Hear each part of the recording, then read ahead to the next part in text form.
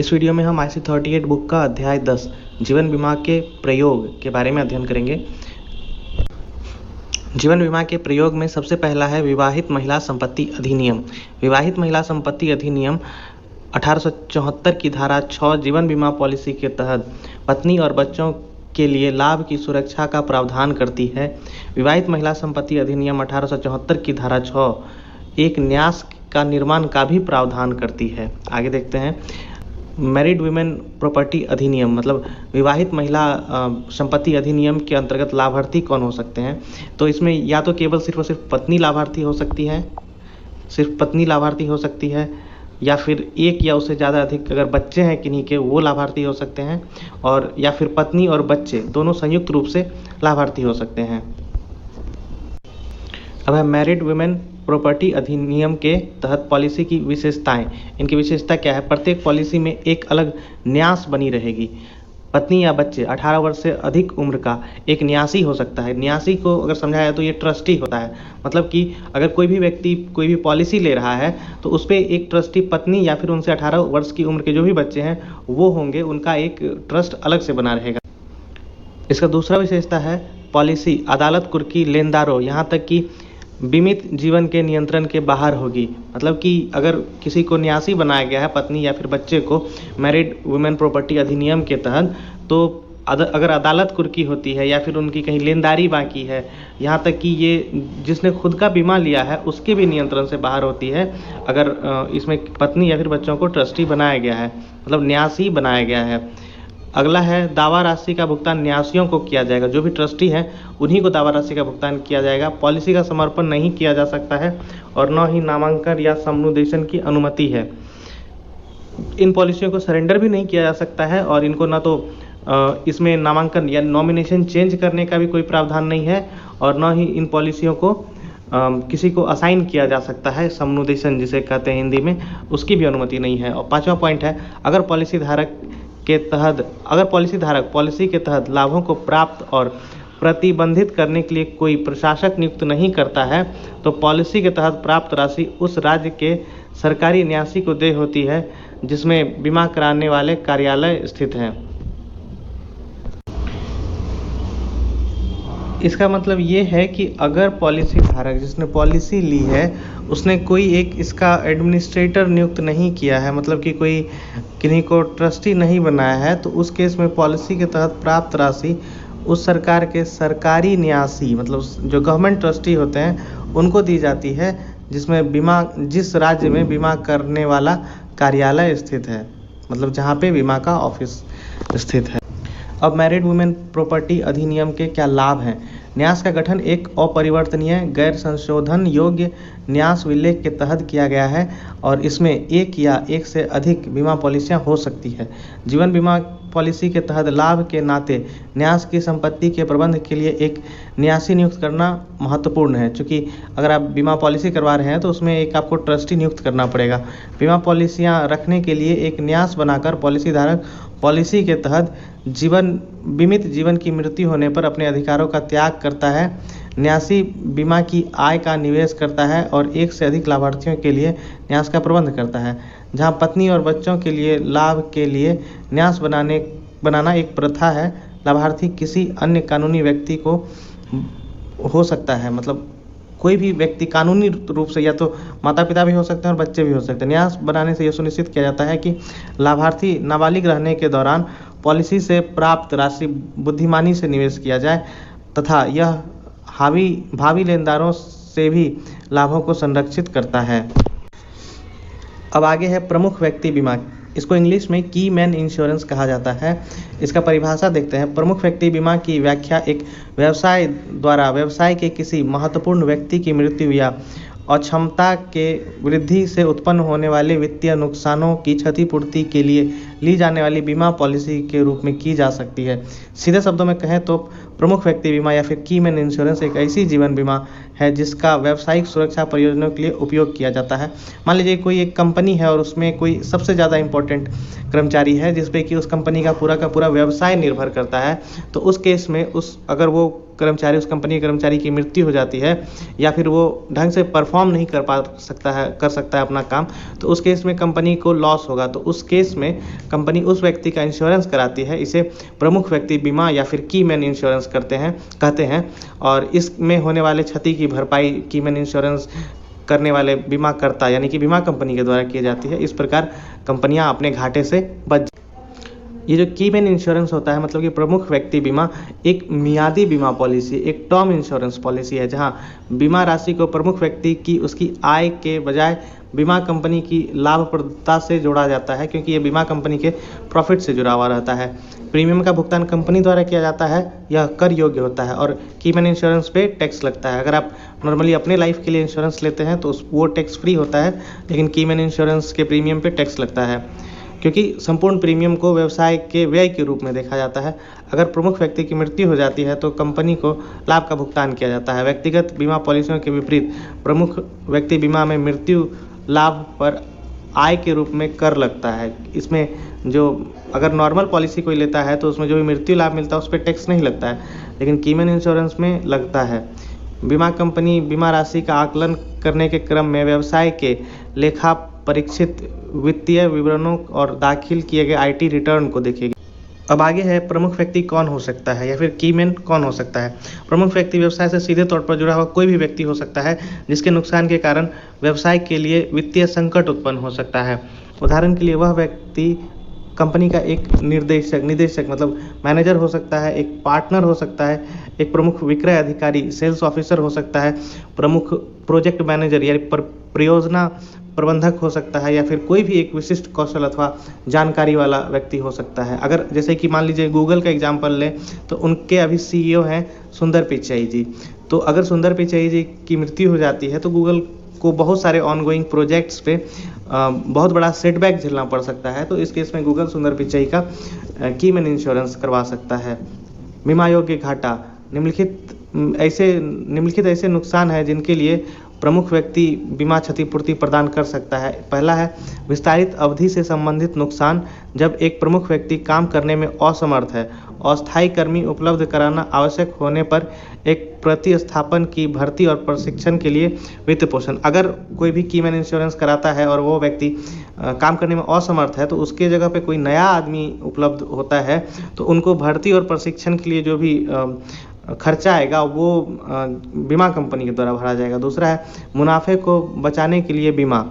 उदाहरण के लिए खोई हुई बिक्री से खोई हुई आय की भरपाई करना। किसी व्यावसायिक प्रोजेक्ट के विलंबन या रद्द होने से नुकसान जिसमें प्रमुख व्यक्ति शामिल था, विस्तार के अवसर को गंवाना, विशिष्ट कौशल की जानकारी का नुकसान।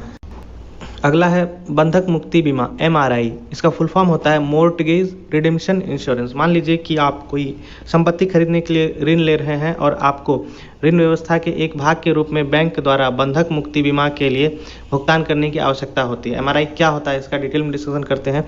यह एक ऐसी बीमा पॉलिसी है जो आवास ऋण लेने वालों के लिए वित्तीय सुरक्षा प्रदान करती है। यह मूल रूप से एक बंधक दाता द्वारा बंधक ऋण पर शेष राशि अदायगी के लिए ली जाने वाली टर्म जीवन बीमा पॉलिसी है। अगर ऋण को पूरी तरह से चुकता करने से पहले उसकी मृत्यु हो जाती है, इसमें एक ऋण रक्षक पॉलिसी भी कहा जाता है। यह योजना बुजुर्गों के लिए उपयुक्त है जिनके आश्रितों को पॉलिसी धारक के अप्रत्याशित निधन के मामले में उनके ऋण को चुकाने की आवश्यकता हो सकती है। ये जो बंधक मुक्ति बीमा है, इसमें मान लीजिए कोई भी व्यक्ति है जिसने ऋण लिया है और कंपनी को लगता है कि अगर इनकी मृत्यु हो गई बीच में बिना ऋण को चुकाए हुए तो इनका भुगतान कौन करेगा। तो उस केस में जो कंपनी है ऋण देने वाली या फिर बैंक है तो वो उनका बंधक मुक्ति बीमा MRI जो है मोर्टगेज रिडेम्पशन इंश्योरेंस करवा देती है, जो कि एक टर्म इंश्योरेंस होता है। और समय के साथ इसका जो मिलने वाला कवर का राशि है ये घटता रहता है, क्योंकि कोई भी व्यक्ति अगर लोन लेता है वो समय के साथ वो लोन का अमाउंट चुकता करते रहता है, तो लोन का अमाउंट घटते रहता है। इसीलिए जो है इसमें जो बंधक मुक्ति बीमा है इसमें भी कवर का राशि भी धीरे धीरे घटता रहता है। और यह योजना जो है मतलब ऐसे व्यक्ति के लिए ज़्यादा सही है जो बुजुर्ग हैं या फिर जिन्होंने आवास ऋण लिया है। बंधक मुक्ति बीमा या फिर मोर्टगेज रिडेम्पशन इंश्योरेंस की विशेषताएं। यह पॉलिसी समर्पण मूल्य या परिपक्वता लाभ पर प्रभाव डालती है। इस पॉलिसी के तहत बीमा कवर मियादी बीमा पॉलिसी के विपरीत हर वर्ष कम हो जाती है, जहां पॉलिसी अवधि के दौरान बीमा कवर स्थिर रहता है। जो टर्म इंश्योरेंस है इसमें बीमा कवर स्थिर रहता है, लेकिन ये जो मॉर्टगेज रिडेम्पशन इंश्योरेंस है MRI है, इसमें पॉलिसी कवर जो है घटते रहता है, क्योंकि जिस ऋण के लिए ये बीमा पॉलिसी लिया गया है उसका जो अमाउंट है, रिमेनिंग अमाउंट है, वो साल दर साल भी घटता रहता है। इसीलिए के क्वेश्चन आंसर डिस्कस करेंगे। पहला क्वेश्चन है, बंधक मुक्ति बीमा के पीछे उद्देश्य क्या है? ऑप्शंस हैं, सस्ती बंधक दरों की सुरक्षा प्रदान करना, आवास ऋण लेने वालों के लिए वित्तीय सुरक्षा प्रदान करना, बंधक संपत्ति के मूल्य की रक्षा करना, चूक के मामले में बेदखली से बचना। तो इसका ऑप्शन 2 सही होगा। ये आवास के ऋण लेने वालों के लिए वित्तीय सुरक्षा प्रदान करता है। अगला क्वेश्चन है, प्रमुख व्यक्ति बीमा कीमैन इंश्योरेंस पॉलिसी के तहत बीमा धन आमतौर पर इनमें से किससे जुड़ी होती है? ऑप्शंस है, प्रमुख व्यक्ति की आय, व्यवसाय की लाभप्रदता, व्यवसाय का इतिहास, मुद्रास्फीति सूचकांक। तो इसका ऑप्शन 2 सही होगा। व्यवसाय की लाभप्रदता से जुड़ी होती है कीमैन इंश्योरेंस। बंधक मोचन बीमा MRI को डैश के अंतर्गत वर्गीकृत किया जा सकता है। ऑप्शंस हैं, बढ़ती टर्म जीवन बीमा, घटती टर्म जीवन बीमा, परिवर्ती जीवन बीमा और यूनिवर्सल जीवन बीमा। तो बंधक मोचन बीमा को में जो कवर का राशि है वो घटता रहता है, तो इसको घटती टर्म जीवन बीमा के रूप में वर्गीकृत किया जा सकता है। ऑप्शन 2 सही होगा। इसके बाद है तीसरा क्वेश्चन, इसमें से कौन से नुकसान को प्रमुख व्यक्ति या फिर कीमैन बीमा के तहत कवर किया जाता है? संपत्ति की चोरी, विस्तारित अवधि से संबंधित घाटे जब कोई प्रमुख व्यक्ति काम करने में असमर्थ होता है, सामान्य देयता, त्रुटियों और चूक के कारण होने वाला नुकसान। तो कीमैन इंश्योरेंस के कारण जब प्रमुख व्यक्ति के काम करने में असमर्थ होता है तो उस घाटे को कवर किया जाता है। तो इसका ऑप्शन 2 सही होगा। उसके बाद ऑप्शन 4 है, एक पॉलिसी MWP अधिनियम के तहत ली गई है। अगर पॉलिसी धारक पॉलिसी के तहत लाभों को प्राप्त और प्रतिबंधित करने के लिए एक विशेष न्यासी नियुक्त नहीं करता है तो पॉलिसी के तहत प्राप्त राशि डैश को देय हो जाती है। अगर MWP में कोई भी अगर किसी को ट्रस्टी या फिर न्यासी नियुक्त नहीं किया गया है तो ये आपने पढ़ रखा है कि ये जो है सरकार के जिस राज्य में बैंक इंश्योरेंस कंपनी का शाखा है उस राज्य के जो सरकारी ट्रस्टी हैं उनको असाइन हो जाता है। तो ऑप्शन 2 सही होगा। राज्य के सरकारी न्यासी को, परिजन को नहीं जाता है, बीमा कंपनी को नहीं जाता है और बीमा धारक को नहीं जाता है। उसके बाद है अगला क्वेश्चन, महेश ने उधार की पूंजी से एक व्यवसाय चलाया। उसके आकस्मिक निधन के बाद सभी लेनदार महेश की संपत्ति को हथियाने की पूरी कोशिश कर रहे हैं। इसमें से कौन सी संपत्ति लेनदार के पहुंच से परे है? महेश के नाम की संपत्ति, महेश के बैंक खाते, MWP अधिनियम धारा 6 के तहत खरीदी गई मियादी जीवन बीमा पॉलिसी, उसके बाद महेश के स्वामित्व वाले म्यूचुअल फंड। तो इसका ऑप्शन 3 होगा, क्योंकि ये जो MWP अधिनियम के तहत जो भी पॉलिसी खरीदा गया है उसमें ट्रस्टी या पत्नी या बच्चे को बनाया गया है, तो वो सिर्फ और सिर्फ उन्हीं को मिलेगा, बाकी कोई भी पार्टी उस संपत्ति पे अधिकार नहीं दिखा सकता है। अगला क्वेश्चन है, निम्नलिखित में दिए गए विकल्पों में से कौन सा MWP अधिनियम के मामलों के संदर्भ में सही है? कथन 1 है, परिपक्वता दावों के चेक पॉलिसी धारक को भुगतान किए जाते हैं। कथन 2, परिपक्वता दावों के चेक न्यासियों को भुगतान किए जाते हैं। तो MWP में जिसे ट्रस्टी बनाया जाता है, मैरिड वुमेन प्रॉपर्टी एक्ट या फिर विवाहित महिला संपत्ति अधिनियम में, तो जिनको ट्रस्टी बनाया जा सकता है या फिर बच्चे हों या पत्नी हो तो उन्हीं को भुगतान किया जाता है। तो इसका सिर्फ और सिर्फ कथन 2 ही सही होगा, परिपक्वता दावों के चेक न्यासियों को भुगतान किए जाते हैं। तो ऑप्शन 2 सही होगा, कथन 2 सही है। अगला क्वेश्चन है, नीचे दिया गया कौन सा विकल्प MWP अधिनियम के मामलों के संदर्भ में सही है? कथन 1 है, मृत्यु दावों का निपटारा नामित के पक्ष में किया जाता है। कथन 2 है, मृत्यु दावों का निपटारा न्यासियों के पक्ष में किया जाता है। तो MWP में सारा चीज़ न्यासियों के ही पक्ष में किया जाता है। जो ट्रस्टी हैं जो या तो पत्नी हो सकती है या फिर बच्चे हो सकते हैं। तो इसका ऑप्शन भी 2 ही सही होगा, मृत्यु दावों का निपटारा न्यासियों के पक्ष में किया जाता है। कथन 2 सही है। अगला क्वेश्चन है, अजय अपने कर्मचारियों के लिए बीमा प्रीमियम का भुगतान करता है। इसमें से कौन सा बीमा प्रीमियम को कर्मचारियों को क्षतिपूर्ति भुगतान के रूप में कटौती योग्य नहीं माना जा रहा है? यहाँ पे ध्यान दीजिए, ये कह रहा है कर्मचारियों को क्षतिपूर्ति भुगतान के कटौती के रूप में नहीं माना जाएगा। विकल्प 1 है, कर्मचारी को दे लाभ के साथ स्वास्थ्य बीमा, और विकल्प 2 है, अजय को दे लाभ के साथ प्रमुख व्यक्ति कीमैन बीमा। तो अगर कर्मचारी को किसी प्रकार की क्षतिपूर्ति होती है, मान लीजिए अगर वो बीमार पड़ जाता है, तो स्वास्थ्य बीमा से वो कंपनी को भुगतान नहीं होगा, वो कर्मचारी को भुगतान होगा। लेकिन कीमैन इंश्योरेंस से उस कर्मचारी को भुगतान नहीं होगा, सिर्फ और सिर्फ कंपनी को भुगतान होगा। तो इसका ऑप्शन 2 सही होगा। केवल एक है कि कौन सा बीमा प्रीमियम को कर्मचारी को क्षति भुगतान के रूप में कटौती योग्य नहीं माना जाएगा। तो ये कीमैन इंश्योरेंस कर्मचारी के लिए नहीं होता है, कीमैन इंश्योरेंस उस कंपनी के लिए होता है। तो ऑप्शन 2 सही होगा, केवल 2 सही है, ऑप्शन 2। अगला क्वेश्चन है, ऐसे ऋणकर्ताओं से ब्याज वसूल करने की प्रथा जो अपनी संपत्ति जमानत के रूप में गिरवी रखते हैं लेकिन संपत्ति का अधिकार उनके पास छोड़ देते हैं, डैश कहलाती है। मतलब ये बंधक कहलाती है। अगर आप ऋण के लिए कोई भी संपत्ति किसी के पास गिरवी रखते हैं तो इसको बंधक बनाना कहते हैं। ये ऑप्शन 2 सही होगा इसका, बंधक। अगला क्वेश्चन है, इनमें से कौन सी पॉलिसी आवास ऋण लेने वालों को सुरक्षा प्रदान कर सकती है? ऑप्शन है जीवन बीमा, अपंगता बीमा, बंधक मुक्ति बीमा, साधारण बीमा। तो आवास ऋण लेने वालों को सुरक्षा प्रदान कर सकती है बंधक बीमा, बंधक मुक्ति बीमा। तो ऑप्शन 3 सही होगा।